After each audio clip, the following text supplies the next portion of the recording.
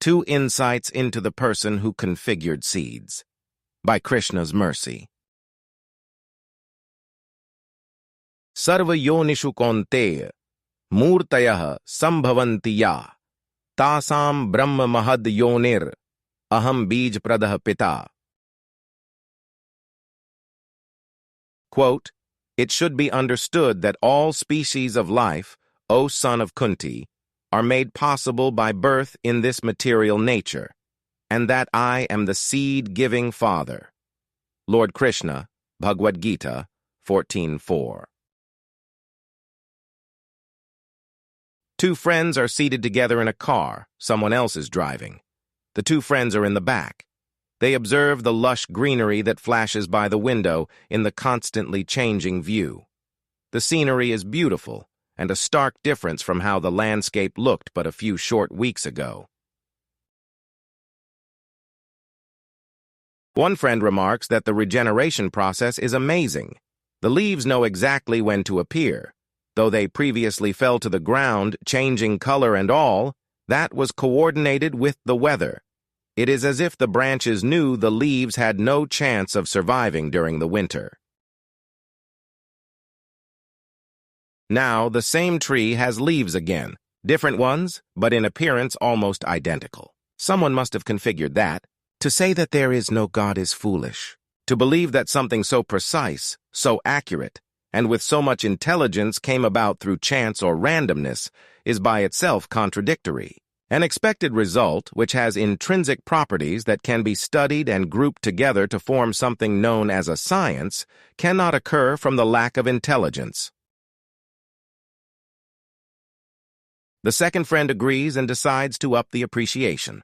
They remark that it is more amazing how the entire structure took shape from a small seed. The intelligence must have been programmed into it, like a flashcard holding an executable with its necessary runtime libraries and data files. This seed is always perfect in its configuration. There is no outside intervention necessary. Moreover, seeds that look identical will always only produce the result they are previously configured with. The pit of the avocado has the intelligence to extract elements from material nature for producing a tree that yields avocados. The tomato seed will only produce plants that yield tomatoes. There is not much difference to these seeds, but just notice the intelligence required. Not only does this prove there is a God, but that highest being of all must also be the most intelligent. The 2 friends are in agreement on these observations, but the disagreement begins when trying to identify the person who configured the seeds. The 2 friends have completely different points of view, based on how they were raised, the tradition of spiritual life they follow, and the books they have studied. 1. He is an old angry man. The person who configured those seeds lives in the heavenly realm.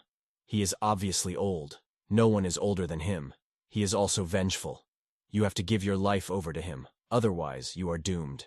This is your only chance. If you fail to profess your faith, if you do not believe in him, there is nothing good you can expect in the afterlife. You will have no opportunity for rectification. This is your one and only opportunity. You must profess your faith in front of others. You officially convert to this religion. Once you do that, after being born again, we are free to talk further about this person who configured the seeds to grow trees that produce fruits. We will be on the same team. It is so easy. Why would you want to continue in a life of sin? 2. He is Nava Yovanam, living in the realm described as Vaikuntha. The person who configured the seeds is the kindest and the most merciful of all. He is free of the defects of birth, old age, disease, and death. He can surely be angry whenever he desires, but he otherwise has no reason to be. He is Satya Sankalpa, which means that any desire can become true when he chooses. If you are looking for a specific picture of him, know that he is Nava Yovanam. This refers to someone who has just entered the teenage years. The Supreme Lord never ages beyond this, if you want to make a comparison in terms of time and its impact on the human body. This is but one insight into his nature. There are other ways to view him. In fact, our discussion about the seeds is something like an impersonal way. We are still worshiping God. We are still connecting with him. As far as fear of punishment in hell, the suffering begins from the time of birth. Every person is already suffering. You do not need to frighten me about a future hellish condition when nothing can be worse than the guaranteed separation from friends and family. We form attachments that, by rule, eventually become detached from us. I contend that worshipping the person who lives in Vaikuntha, which is a place free of anxieties, should have immediate benefits. We should feel a difference right away. After all, since God is absolute, thinking of him is just as good as being with him. If we are by his side through thinking of him, the question of the afterlife, of up and down, goes away. Do you see what I mean? The Sanskrit words are guna and dosha. They have no meaning anymore if you understand God in truth. Hari maya krit dosh gun binu hari bhajan na jahi. Bhajiya ram sab kaam tajiyas bichari man mahi. Quote, good and bad, which are part of the illusion created by Hari, cannot be removed without worshipping Hari. Keeping this in mind, worship Rama and renounce all desires. Dohavali 127. His Divine Grace A.C. Bhaktivedanta Swami, Prabhupada, repeatedly emphasizes that there can only be one God. Though there may be different implementations in the systematic way of understanding him, the target is always at the same place. It is like different people traveling through a maze.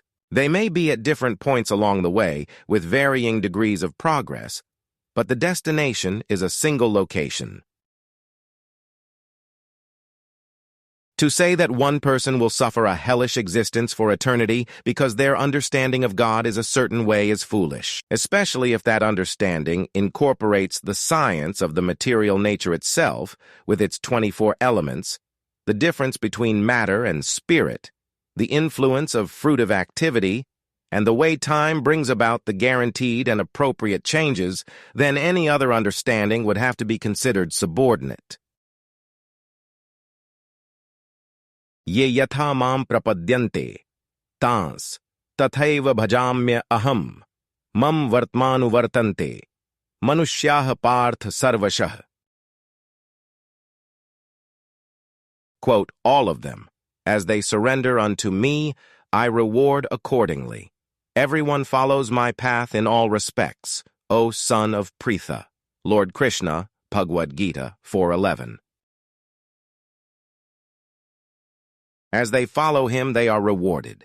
This is the principle revealed in Bhagavad-gita. Everyone is always connected. Even the staunchest non-believer is essentially connecting with divinity through their obstinance. The distinction with genuine spiritual life is that it brings the most complete understanding possible. And so the reward commensurate with that understanding is also complete, free of defects. In closing, as the maker of the seed, life from there to proceed, the two friends can agree, but different religions to see. One that mean and old saying, another as teenager displaying. Test from how devotion to grow, whether closer towards him to go.